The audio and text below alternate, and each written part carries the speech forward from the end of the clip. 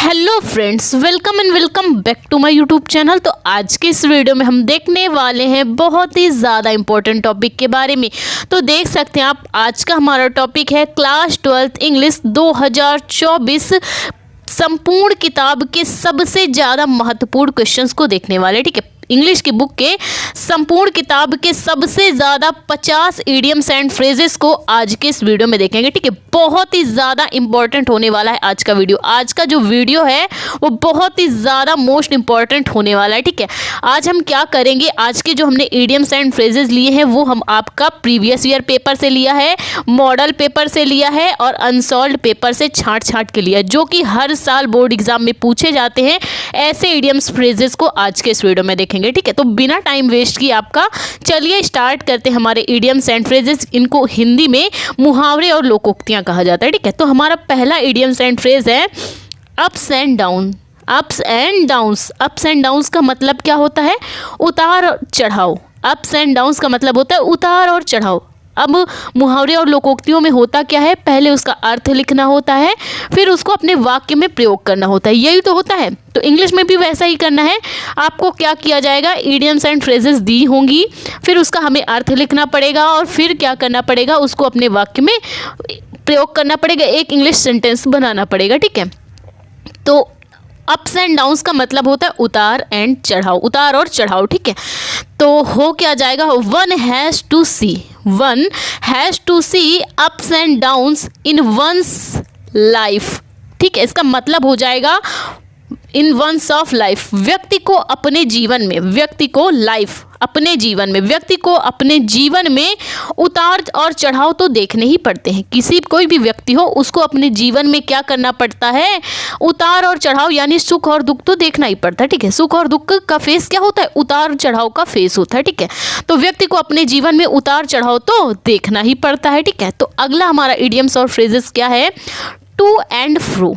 To and fro जिसका मतलब होता है इधर उधर। क्या मतलब होता है, इधर उधर। ठीक है, मतलब इसका इधर उधर हो गया। आप सेंटेंस कैसे बनाएंगे, सेंटेंस बनाने के लिए हमें क्या करना होगा, हम कैसे लिखेंगे, ही इज वॉकिंग, वह टहलने गया, to fro with his friend. ठीक है, वह अपने दोस्तों के साथ घूमने फिरने गया।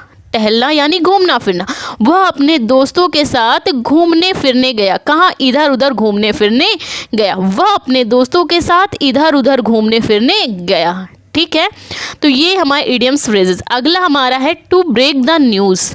टू ब्रेक द न्यूज़ यानी खबर देना। टू ब्रेक द न्यूज़ का मतलब क्या होता है, खबर देना। ठीक है, तो क्या हो जाएगा, सी broke the news of her only son's death in the road accident। ठीक है, she broke the news of her only son's death in the road accident। ठीक है, only sons यानी इकलौता पुत्र, ठीक, जिसका क्या हुआ है, रोड एक्सीडेंट में उसकी मृत्यु हो गई है। ठीक है, वह क्या करती है, यह न्यूज़ यानी खबर देती है अपने इकलौते पुत्र की मृत्यु की, जिसका रोड यानी सड़क दुर्घटना में जिसकी मृत्यु हो गई है। वह अपने इकलौते पुत्र की मौत की खबर देती है, जिसका सड़क दुर्घटना में जिसकी क्या हो गई है, मृत्यु हो गई है। ठीक है, तो ये क्या होता है, खबर देना।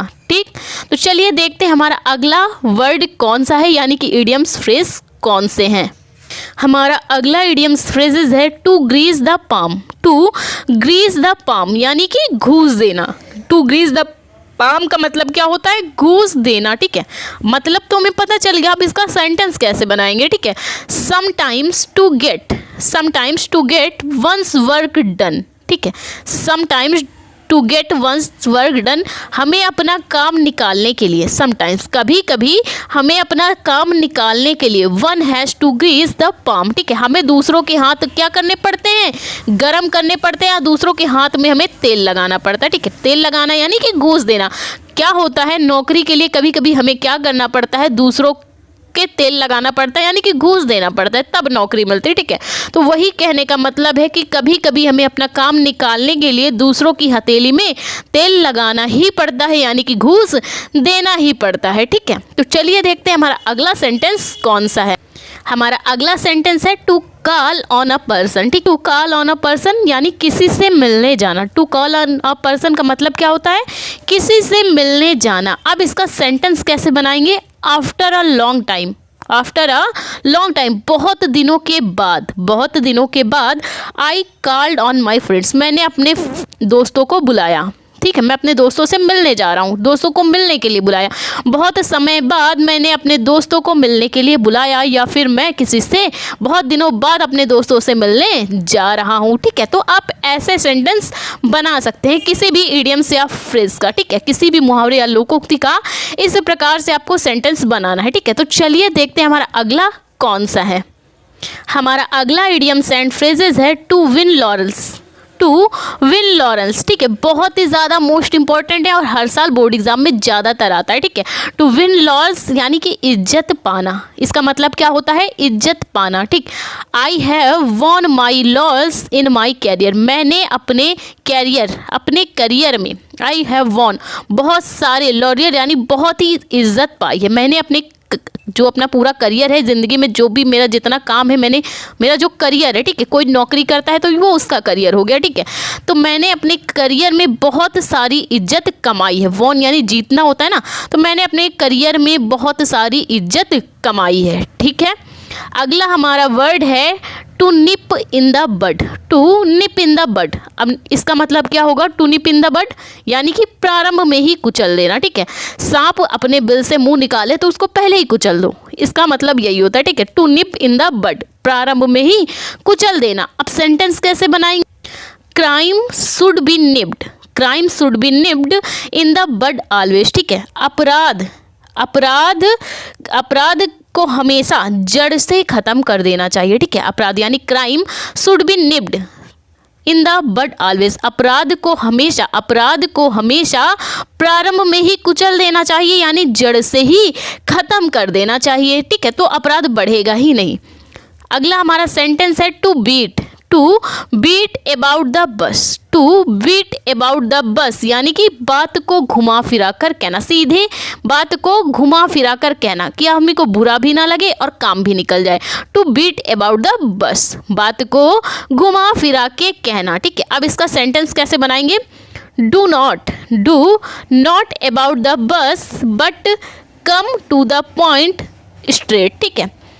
ठीक है, इसका मतलब है बकवास मत करो और सीधा मुद्दे पर आओ। बकवास मत करो, दुनिया भर की जो लोग बकवास करते हैं इधर उधर की बात, कोई चीज़ मान लीजिए पेन मांगा गया तो दुनिया भर की बातें बताएंगे और पेन जो देना है वो नहीं देंगे। ठीक है, तो बात को घुमा फिरा के मत कहो, सीधे मुद्दे पे आओ। टू द पॉइंट स्ट्रेट यानी सीधे बात के मुद्दे पे आओ, इधर उधर की बातें मत करो। ठीक है, तो अगला हमारा सेंटेंस कौन सा है? अगला हमारा इडियम्स फ्रेजेस है टर्न डाउन, जिसका मतलब होता है अस्वीकार करना। टर्न डाउन का मतलब क्या होता है? अस्वीकार करना। ठीक है, अब इसका सेंटेंस कैसे बनाएंगे? The umpire turn down the appeal. ठीक है, अंपायर ने क्या किया? अपील को ठुकरा दिया। टर्न डाउन यानी अस्वीकार कर दिया। अंपायर ने क्या किया? अपील को अस्वीकार कर दिया। ठीक है, अंपायर ने अपील ठुकरा दी। अगला हमारा इडियम्स फ्रेजेस है टू एंड इन स्मोक। अब इसका मतलब होता है प्रयास व्यर्थ हो जाना। हमने कोई प्रयास किया और वो प्रयास क्या हो गया? व्यर्थ हो गया, तो उसको हम क्या कहेंगे? टू एंड इन स्मोक, प्रयास व्यर्थ हो जाना। अब इसको हम सेंटेंस में कैसे बनाएंगे? All his effort ended in smoke. ठीक है, all his effort ended in smoke, तो इसका मतलब होता है उसका सारा प्रयास धुएं में समाप्त हो गया। स्मोक यानी धुआं, स्मोक क्या होता है? धुआं। उसका सारा प्रयास धुएं में ही समाप्त हो गया। अगला हमारा इडियम्स कौन सा? To play fast and loose. ठीक है, अब इसका मतलब क्या हो जाएगा? कथनी कुछ करनी कुछ। To play fast and loose, कथनी कुछ करनी कुछ।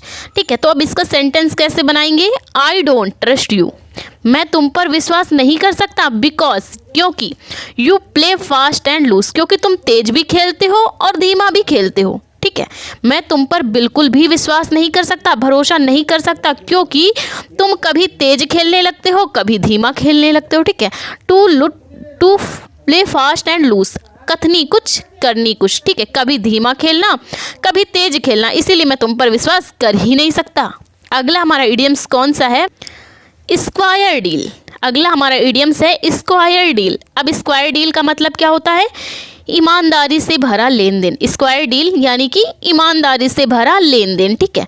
तो अब इसका सेंटेंस कैसे बनाएंगे? आई स्ट्रांगली बिलीव, ठीक है, मैं बिलीव करता हूँ, strongly believe in a square deal, ठीक है, मैं एक निश्चित समझौते में दृढ़ता के साथ विश्वास करता हूँ। स्ट्रांगली यानी दृढ़ता के साथ, मैं एक निश्चित समझौते में दृढ़ता से या ईमानदारी से विश्वास करता हूँ, ठीक है, मैं एक निश्चित समझौते को दृढ़ता से विश्वास करता हूँ, ठीक है। अगला हमारा इडियम्स है पॉकेट एंड इंसल्ट, ठीक है, अगला हमारा इडियम्स है पॉकेट एंड इंसल्ट यानी कि अपमान सहन कर लेना। पॉकेट यानी जेब में रख लेना, एंड इंसल्ट, ठीक है, अपना अपमान को जेब में रख लेना यानी कि अपमान सहन कर लेना, ठीक है। तो इसका सेंटेंस कैसे बनाएंगे? Noble people often pocket their insult, ठीक है, जो नेक लोग होते हैं, नोबल पीपुल यानी नेक लोग हमेशा अपना अपमान क्या कर लेते हैं? अपने जेब में रख लेते हैं यानी कि अपना अपमान सहन कर लेते हैं। जो नेक लोग होते हैं वो अपना अपमान सहन कर लेते हैं, और जो क्या होते हैं? बिगड़े हुए होते हैं, ठीक है, उनका जरा सा भी कुछ कह दो तो भी तुमसे ही झगड़ा करने लगेंगे, ठीक है, मारपीट करने लगेंगे। तो नेक लोग क्या करते हैं? अपना अपमान सहन कर लेते हैं, इसको बोला जाता है पॉकेट एंड इंसल्ट, ठीक है। तो चलिए देखते हैं हमारा अगला इडियम्स कौन सा है। हमारा अगला इडियम्स है पिक होल्स इन। क्या बोला जाता है? पिक होल्स इन यानी कि आलोचना करना। पिक होल्स इन का मतलब क्या होता है? आलोचना करना। अब कैसे आलोचना की जाती है? सी ऑलवेज ट्राइज, ठीक है, वो हमेशा यह प्रयास में रहता है to pick holes my work, ठीक है, वो मेरे काम में कमियां निकालने का हमेशा प्रयास करता है, यानी कि मेरे काम में कमियां निकाल कर मेरी आलोचना हमेशा ही करने की कोशिश में रहता है, प्रयास में रहता है, ठीक है, रहता नहीं रहती, क्योंकि सी है ना, सी ऑलवेज ट्राइज, ठीक है, वो हमेशा यह प्रयास करती रहती है to pick holes in my work, ठीक है, to picks hole in my work, ठीक है, वो हमेशा इसी प्रयास में रहती है कि कैसे मेरे काम में कमियां निकाली जाएं कि मेरी आलोचना हो सके, ठीक है। हमारा अगला इडियम्स फ्रेजेस है प्रोस एंड कॉन्स। क्या है? प्रोस एंड कॉन्स, लाभ हानि, प्रोस एंड कॉन्स, लाभ और हानि, ठीक है। अब इसका सेंटेंस कैसे बनेगा? Think over all the props, think over all the props and cons of this project first, ठीक है, पहले इस प्रोजेक्ट की सभी अच्छाइयों और कमियों पर क्या कर लो? विचार कर लो, यानी कि अपना लाभ भी देख लो और हानि भी देख लो, तब इस प्रोजेक्ट को क्या करो? तब इस प्रोजेक्ट को क्या किया जाएगा? एक सफल प्रोजेक्ट माना जाएगा। पहले आप अपना लाभ और हानि पहले अच्छे से निश्चित कर लो, ठीक है। ये देखते हैं हमारा अगला इडियम्स और फ्रेजेस कौन सा है। हमारा अगला है पॉइंट ब्लैंक। पॉइंट ब्लैंक यानी स्पष्ट रूप से, किसी बात को स्पष्ट रूप से कह देना, मुंह पे ही कह देना, किसी भी बात को स्पष्ट रूप से कह देना, इसको बोला जाता है पॉइंट ब्लैंक, ठीक है।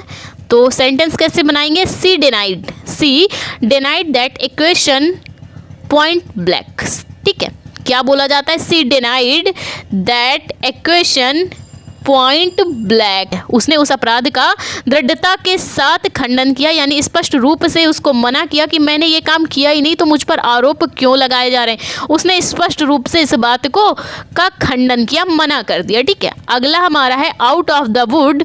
आउट ऑफ द वुड, अब इसका मतलब होता है सुरक्षित होना। इसका मतलब क्या होता है? आउट ऑफ द वुड यानी कि सुरक्षित होना, ठीक है। Police have reached the place, ठीक है, police have reached the place, police उस स्थान पर पहुंची of right and now all the people are out of the wood, ठीक है, पुलिस वहां पर पहुंची, पुलिस जब दंगा स्थल पर पहुंची, ठीक है, पुलिस जब उस स्थान पर पहुंची, राइट जहाँ पे दंगा हो रहा था, ठीक है, पुलिस जब उस दंगा स्थल पर पहुंच गई, और अब क्या हुआ है? पुलिस के पहुंचने के साथ ही अब जो लोग हैं उस दंगे के स्थल से बाहर आ चुके हैं, ठीक है, उस दंगे के स्थल से क्या हो चुके हैं? बाहर आ चुके हैं, ठीक है। ऑफ एंड ऑन, अगला हमारा इडियम्स है ऑफ एंड ऑन, इसको क्या बोला जाता है? अनियमित। ऑफ एंड ऑन, अनियमित रूप से, ठीक है, अनियमित रूप से। अब इसका सेंटेंस क्या हो जाएगा? He attend his classes off and on, ठीक है। वो क्या करता है, अपनी क्लासेस किस प्रकार से अटेंड करता है, ऑफ एंड ऑन। कभी जाता है, कभी जब जरूरी काम हुआ तो चला गया और फिर घूम फिर के आ गया। मतलब रेगुलर क्लास नहीं लेता कि हर हफ्ते में हर दिन वो क्लास ले। जब जरूरी होता है तो वो जाता है, फिर भाग आता है, घूमता फिरता है, ठीक है। तो वह अनियमित रूप से अपनी क्लास अटेंड करता है, ठीक है।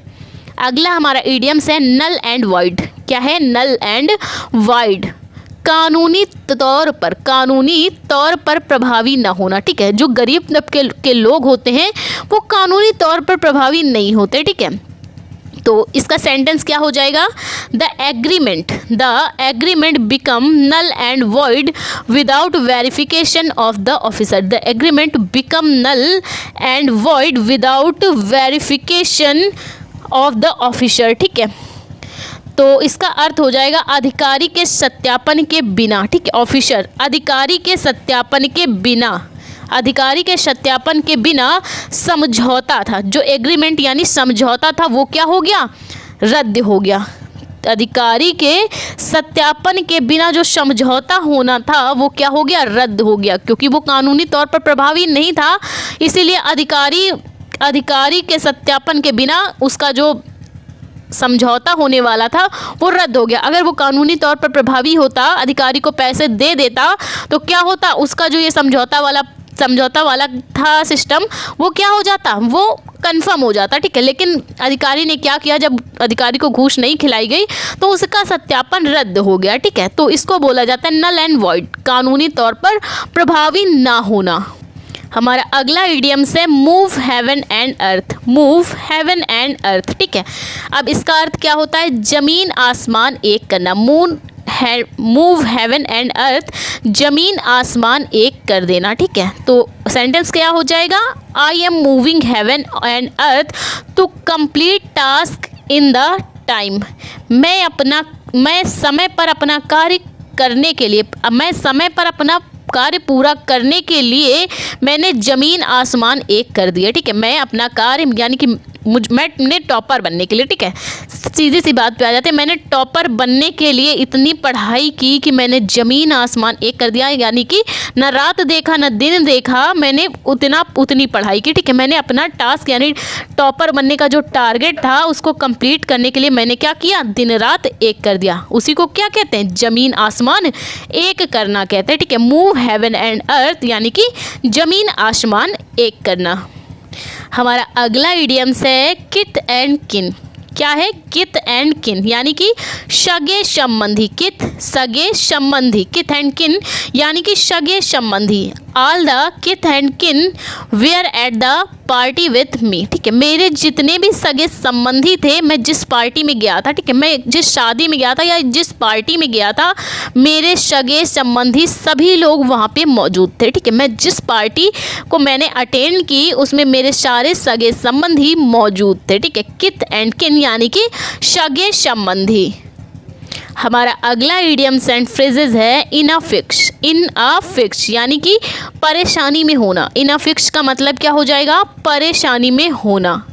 तो अब इसका सेंटेंस कैसे बनाएंगे, choice of a suitable career left him in a fix, ठीक है। मैंने अपना करियर चुनने के लिए, ठीक है। क्या होता है, कभी कभी लोग सोचते हैं जैसे कि आपने इंटर कर लिया, ठीक है, वो ये नहीं डिस्कस कर पाते कि बीए करना है, बीएससी करना है, ये क्या करना है, ठीक है। तो मैंने अपना सूटेबल करियर चुनने के लिए क्या किया, बहुत ही परेशानी का सामना किया, ठीक है। मैंने अपना एक सूटेबल करियर चुनने के लिए बहुत ही परेशानी का सामना किया। इन अ फिक्स, परेशानी में होना, ठीक है। इसको क्या बोला जाता है, परेशानी में होना। हमारा अगला इडियम्स एंड फ्रेजेस है इन अ नटशेल यानी कि संक्षेप में। इन अ नटशेल यानी कि संक्षेप में। अब इसका सेंटेंस क्या हो जाएगा, आई टोल्ड हिम, मैंने कहा, मैंने उससे कहा, all the events in a nutshell, ठीक है। मैंने उससे इवेंट्स के लिए, ठीक है, मैंने उससे इवेंट के लिए मैंने उसे सारी घटनाएं संक्षेप में बता दी, ठीक है। इवेंट यानी घटनाएं, ठीक है। मैंने उसे सारी घटनाएं संक्षेप में बता दी, ठीक है। नटशेल यानी संक्षेप में बता दी। मैंने उसे सारी घटनाएं जो कि मेरे साथ घटी हैं उसे संक्षेप में क्या कर दिया, बता दिया, ठीक है। तो चलिए अगला इडियम्स हमारा कौन सा हो जाएगा, in black and white. In a black and white, black and white तो लोग समझते हैं भैया काला सफ़ेद, तो ऐसा कुछ नहीं है, ठीक है। इन अ ब्लैक एंड वाइट किसको बोला जाता है, लिखित रूप से देना, हर चीज़ को लिखित रूप से देना, ठीक है। तो कैसे, कुछ लोग क्या करते हैं कि जैसे कोई बात है, चलो कागज़ पे लिख के दो तो ही माना जाएगा, ठीक है। जैसे बैंक वगैरह में होता है, बिना कागजी कार्रवाई के कोई काम आजकल होता ही नहीं है, ठीक है। तो उसको क्या बोला जाता है, इन ब्लैक एंड वाइट, लिखित रूप से देना। तो सेंटेंस क्या हो जाएगा, I want everything in black and white to avoid a miss, ठीक है। I want everything in black and white to avoid aims. अब इसका मतलब क्या हो जाएगा, मैं गंदगी से बचने के लिए, मैं किसी गंदगी यानी कि मैं किसी भी आरोप से बचने के लिए, मैं अपने ऊपर लगने वाले किसी भी आरोप से बचने के लिए मैं क्या करता हूँ, हर चीज़ को लिखित रूप से लेता हूँ या लिखित रूप से देता हूँ। जैसे कि क्या होता है, अगर आप पुलिस स्टेशन में देखें तो क्या होता है कि अगर आपने क्या किया, आपने FIR जैसे लिखी, ठीक है, तो उसको कोई फाड़ नहीं सकता, ठीक है। FIR लिखने के बाद उसको फाड़ा नहीं जा सकता, ठीक है। लिखित रूप से वो एक कार्रवाई होती है, ठीक है। तो क्या किया, मैं अपने आप को गंदगी से बचाने के लिए, आरोपों से बचाने के लिए मैं क्या करता हूँ, हर चीज़ को लिखित रूप से देना पसंद करता हूँ या लिखित रूप से लेना पसंद करता हूँ, ठीक है। तो चलिए देखते हैं हमारा अगला इडियम्स एंड फ्रेजेस कौन सा है। हमारा अगला है हाई टाइम। हाई टाइम यानी कि उचित समय। हाई टाइम का मतलब क्या होता है, उचित समय, ठीक है। अब इसका सेंटेंस कैसे बनाएंगे, it is a high time, it is high time you purchase a flat, ठीक है। अब ये क्या है, एक उचित समय ही, it is a high time, यह एक उचित समय है, यू परचेज द फ्लैट, यह एक फ्लैट खरीदने के लिए क्या है, एक उचित समय है। यह एक फ्लैट खरीदने के लिए तुम जो फ्लैट खरीदने वाले हो उसके लिए यह सही समय है, उचित समय है कि तुम अब फ्लैट खरीद लो, ठीक। तो चलिए देखते हैं हमारा अगला हमारा अगला सेंटेंस है hand in glove. Hand in glove, अब इसका मतलब क्या होता है, एक साथ, हैंड इन ग्लोव एक साथ, ठीक है। अब एक साथ, अब इसका सेंटेंस कैसे बनाएंगे, कल्प्रिट्स, क्या हो जाएगा, culprits will always be hand in glove to one another, ठीक है, ठीक है। अपराधी क्या करते हैं, अपराधी अपराध से बचने के लिए एक दूसरे के क्या करते हैं, समर्थक बने रहते हैं, ठीक है। अपराधी यानी कल्प्रिट्स, ठीक है। अपराधी किसी भी अपराध से बचने के लिए क्या करते हैं, एक दूसरे के समर्थक बने रहते हैं यानी कि एक साथ रहते हैं, उसे क्या बोला जाता है, हैंड इन ग्लोव, ठीक है। चलिए देखते हैं अगला कौन। हमारा अगला इडियम्स एंड फ्रेजेस है हार्ड एंड फास्ट, ठीक है। हार्ड एंड फास्ट यानी कि निश्चित। हार्ड एंड फास्ट का मतलब क्या होता है, निश्चित, ठीक है। तो there is no hard and fast rule about this process, ठीक है। देयर इज़ नो हार्ड, ये एक कठिन काम नहीं है, and fast rule about this process, इस प्रक्रिया के बारे में कोई सख्त नियम नहीं है, ठीक है। ये इस प्रक्रिया के लिए, मान लीजिए कोई काम है उसके लिए क्या है, कोई सख्त कानून नहीं है, ठीक है। तो वही कहा जा रहा है, इस प्रक्रिया के बारे में कोई सख्त नियम या कानून नहीं है। हार्ड एंड फास्ट निश्चित है, एक निश्चित डिस्कशन है, ठीक है। तो इसके लिए कोई नियम या कानून नहीं है, ठीक। तो चलिए देखते हैं हमारा अगला कौन सा है, ह्यू एंड क्राई। हमारा अगला इडियम्स एंड फ्रेजेस है ह्यू एंड क्राई यानी कि हाय तौबा मचाना। हाय तौबा मचाना, ह्यू एंड क्राई यानी कि हाय तौबा मचाना। अब इसका सेंटेंस क्या हो जाएगा, there was a lot of hue and cry on the death of a man, ठीक है। मनुष्य क्या करते हैं अपनी मृत्यु पर, मनुष्य अपने किसी भी सगे संबंधी या मनुष्य मृत्यु पर क्या करते हैं, हाय तौबा मचाते हैं, ठीक है। मनुष्य क्या करता है, मृत्यु पर बहुत ही हंगामा मचाता है यानी कि हाय तौबा मचाता है। जब उसकी किसी भी सगे संबंधी की मृत्यु हो जाती है तो वो क्या करता है, हाय तौबा मचाता है यानी कि बहुत ही हंगामा करता है, ठीक है। अगला हमारा है गिव अप। अगला हमारा इडियम्स फ्रेजेस है गिव अप। अब गिव अप का मतलब क्या होता है, त्याग देना, गिव अप कर देना यानी कि त्याग देना। तो इसका सेंटेंस क्या हो जाएगा, my brother has give up his bad habits, मेरे भाई ने, माई ब्रदर मेरे भाई ने हैज़ गिव अप छोड़ दी है या त्याग दी है, हिज बैड हैबिट्स अपनी बुरी आदतों को छोड़ दी है, मेरे भाई ने छोड़ दिया है या त्याग दिया है हिज बैड हैबिट अपनी बुरी आदतों को, अपनी गंदी आदतों को उसने क्या किया है, त्याग दिया है या छोड़ दिया है। अगला हमारा इडियम्स है गेट रिड ऑफ, क्या है, गेट रिड ऑफ, ठीक है। गेट रिड ऑफ का मतलब क्या होता है, छुटकारा पाना, किसी भी चीज़ से क्या कर लेना, छुटकारा पा लेना, ठीक है। तो सेंटेंस क्या हो जाएगा, I got rid of the man, I got rid of the man who was bullying me, ठीक है। मैंने उस व्यक्ति को से छुटकारा पा लिया है जो मुझे परेशान कर रहा था, ठीक है। मैंने उस आदमी से छुटकारा पा लिया जो मुझे बुलिंग कर रहा था, परेशान कर रहा था, मैंने उस आदमी से क्या कर लिया, छुटकारा पा लिया। अगला हमारा सेंटेंस है फेयर एंड स्क्वायर, क्या है, फेयर एंड स्क्वायर, इसका मतलब होता है ईमानदार। Fair and square, fair means तो भाई जानते हैं आप, fair and lovely, Gora Gora होने के लिए, ठीक है। फेयर एंड स्क्वायर यानी कि ईमानदार, ठीक, जिसका चरित्र सुंदर हो उसको हम क्या कहेंगे, चरित्र जिसका सुंदर हो, अच्छा स्वभाव हो, कैसा होगा, ईमानदार व्यक्ति होगा, ठीक है।